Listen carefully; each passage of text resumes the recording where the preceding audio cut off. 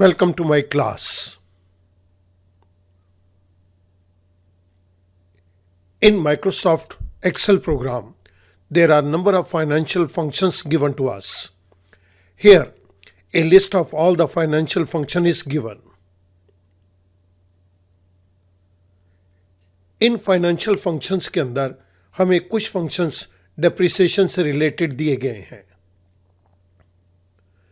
Microsoft Excel has built-in depreciation functions for multiple depreciation methods, including the first one is the straight line method, that is SLN function. The second one is the sum of the year's digits method, the SYD function. The third one is the declining balance method, the DB function. The fourth one is the double declining balance method, that is the DDB function. And the last one is the variable declining balance method, that is VDB. Let's start with depreciation first. Depreciation is the process of spreading the cost of an asset over its useful life. Over a period of time, the value of an asset will decrease due to usage, wear and tear, or obsolescence. Different companies may use different types of depreciation methods. Here, all the methods of depreciation are projected.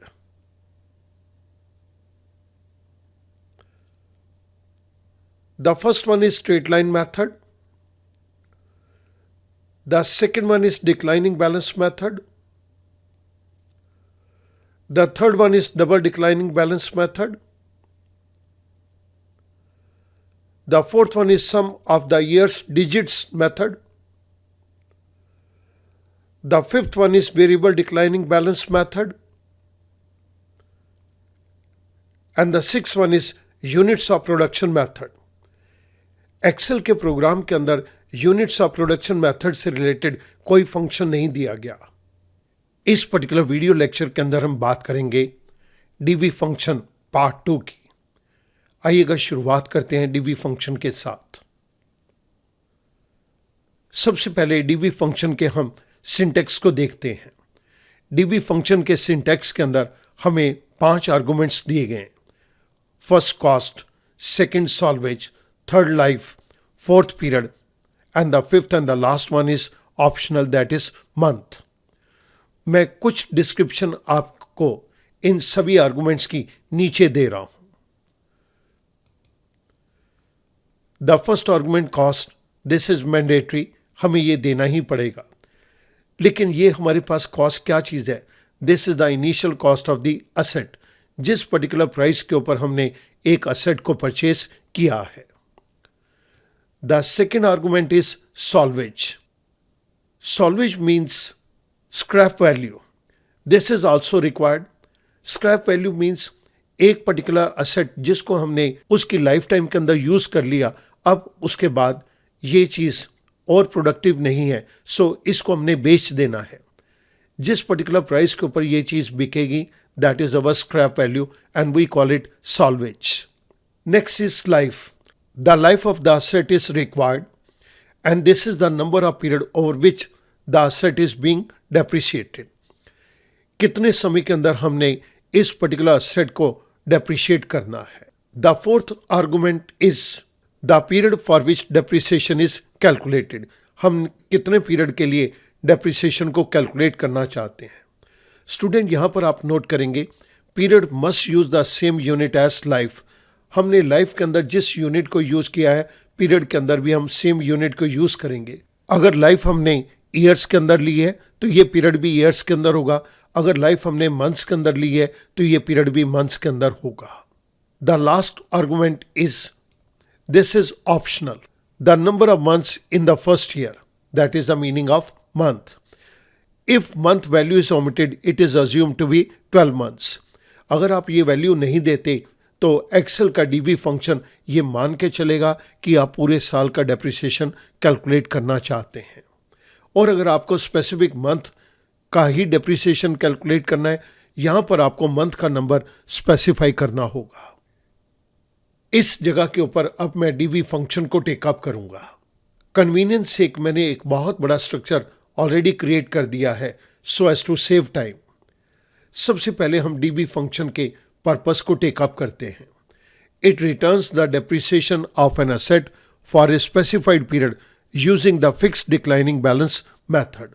हम यहाँ पर एक fix declining balance method को use करते हुए एक particular asset का specific time period के लिए डेप्रिसिएशन कैलकुलेट करेंगे। अब स्टूडेंट, मैं आपके सामने यहाँ पर कुछ बेसिक इनपुट्स लूंगा। Let's assume that the cost of the machine is ₹1 lakh, salvage value is 5,000 rupees and the life of the machine is 5 years। ये मेरे पास कुछ यहाँ पर बेसिक इनपुट्स आ गई। मुझे इनके बेस के ऊपर डीबी मेथड के थ्रू इस पर्टिकुलर डेप्रिसिएशन को कैलकुलेट करना है फॉर द नेक्स्ट 5 years। तो मैं ईयर के कॉलम के अंदर पहले 1 to 5 years को दे देता हूँ। डेप्रिसिएशन अमाउंट के कॉलम के अंदर यहां पर मैं डीबी फंक्शन को इंप्लीमेंट करने जा रहा हूं। The first argument is cost that is given to us in B4। Student यहां पर नोट करेंगे, नेक्स्ट ईयर के लिए मैं इसको ड्रैग डाउन करूंगा तो इन सेल की रेफरेंस चेंज हो जाएगी। मैं चाहता हूं कि इन सेल की रेफरेंस चेंज ना हो, इसके लिए मैं इन सेल्स को एब्सोल्यूट रेफरेंस के अंदर कन्वर्ट करने के लिए F4 को प्रेस कर रहा हूं, comma. The second argument is salvage value. This is the salvage value. Again, I press F4 to make it absolute. The next one is life. Life is given to us as 5 years. Again, इसको absolute reference के अंदर convert करने के लिए F4 को press कर रहा हूँ, comma. The next is period. हमें ये किस पीरियड के लिए निकालना है? मुझे ये फर्स्ट ईयर के लिए निकालना है। नेक्स्ट ईयर ये वैल्यू सेकेंड ईयर हो जाएगी, तो ये वैल्यू तो चेंज होनी चाहिए। इसको मैं रिलेटिव रेफरेंस के लिए ही छोड़ दूंगा। I do not give the optional argument that is month. It means dB function हमें पूरे साल का डेप्रिसिएशन कैलकुलेट करके देगा। आई क्लोज पेरेंथीसिस, आई प्रेस एंटर। मेरे पास यहां पर डेप्रिसिएशन अमाउंट आ गया 45,100 rupees for the first year. मैंने फिल हैंडल के जरिए इसको नीचे ड्रैग डाउन कर दिया। मेरे पास डिफरेंट ईयर्स का डेप्रिसिएशन अमाउंट कैलकुलेट होके आ गया। यहां पर मैं इस अमाउंट का टोटल चेक करना चाहता हूं। इस जगह के ऊपर मैं सम फंक्शन को इंप्लीमेंट कर रहा हूं। मेरे पास टोटल डेप्रिसिएशन अमाउंट आ गया 95,012 रुपीज 74 पैसा। अब स्टूडेंट, इस क्वेश्चन के बेस के ऊपर अब मैं यहां पर एक डेप्रिसिएशन अकाउंट को बनाऊंगा। डेप्रिसिएशन अकाउंट,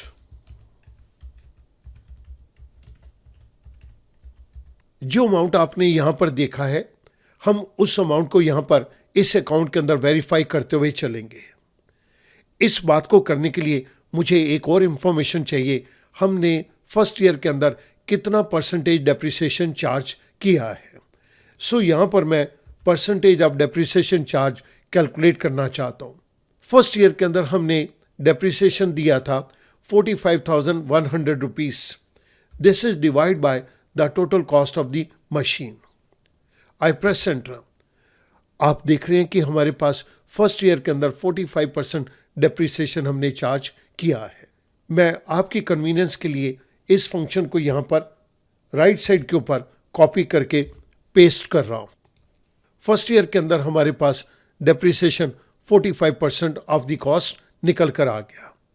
अब मैं इसके बेस के ऊपर डेप्रिसिएशन अकाउंट को आपके सामने क्रिएट करूंगा।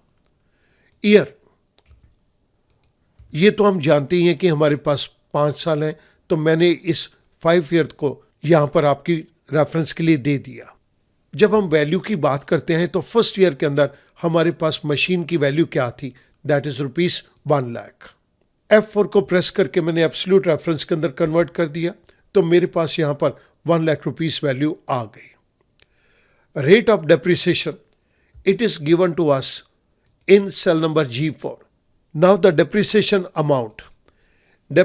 अमाउंट को कैलकुलेट करने के लिए मैंने कॉस्ट ऑफ द मशीन को लिया, multiplied it by the rate of depreciation. आप देख रहे हैं कि फर्स्ट ईयर मेरे पास डेप्रिसिएशन अमाउंट 45,100 रुपीस आ गया। यही वैल्यू हमें डीबी फंक्शन ने कैलकुलेट करके दी थी। अब ये वैल्यू आफ्टर डेप्रिसिएशन कितनी रह गई? This is equals to 1 lakh rupees minus depreciation amount, it comes to 54,900 rupees. पहले साल के अंदर हमारी मशीन की वैल्यू एंड में 54,900 रुपीस रह गई। नेक्स्ट ईयर के अंदर ये ओपनिंग बैलेंस बन जाएगा, तो मैं यहां पर इक्वल्स टू का साइन देके N4 यहां पर लिख देता हूं। आई प्रेस एंटर। मेरे पास नेक्स्ट ईयर की वैल्यू यहां पर 54,900 रुपीस आ गई। हमने सेम डेप्रिसिएशन को यहां पर कैलकुलेट करना है। हमारे पास रेट ऑफ डेप्रिसिएशन ये बिल्कुल सेम रहेगा। मैं इस जगह के ऊपर नेक्स्ट ईयर का डेप्रिसिएशन अमाउंट कैलकुलेट करने के लिए मैंने फिल हैंडल से इसको नीचे ड्रैग डाउन कर दिया। मेरे पास नेक्स्ट ईयर का डेप्रिसिएशन अमाउंट 24,759 रुपीस 90 पैसा आ गया। स्टूडेंट ध्यान दीजिएगा, सेकेंड ईयर के अंदर हमारा डेप्रिसिएशन अमाउंट ये है जो कि डीबी मेथड ने भी सेम कैलकुलेट करके दिया। मैं इस जगह के ऊपर सेकेंड ईयर के एंड के अंदर अपनी मशीन की वैल्यू को जानना चाहता हूँ। इसकी वैल्यू 30,140 रुपीस 10 पैसा आ गई। ये मेरा नेक्स्ट ईयर का ओपनिंग बैलेंस हो गया। अब स्टूडेंट मैं इन पूरे सेल्स को सिलेक्ट करके एक ही बारी फिल हैंडल के जरिए ड्रैग डाउन कर देता हूँ।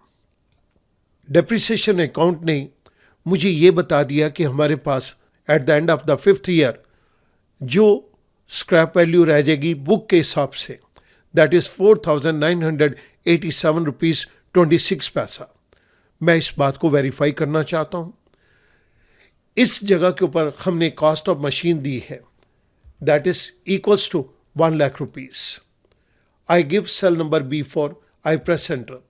मेरे पास नीचे कॉस्ट ऑफ मशीन आ गई।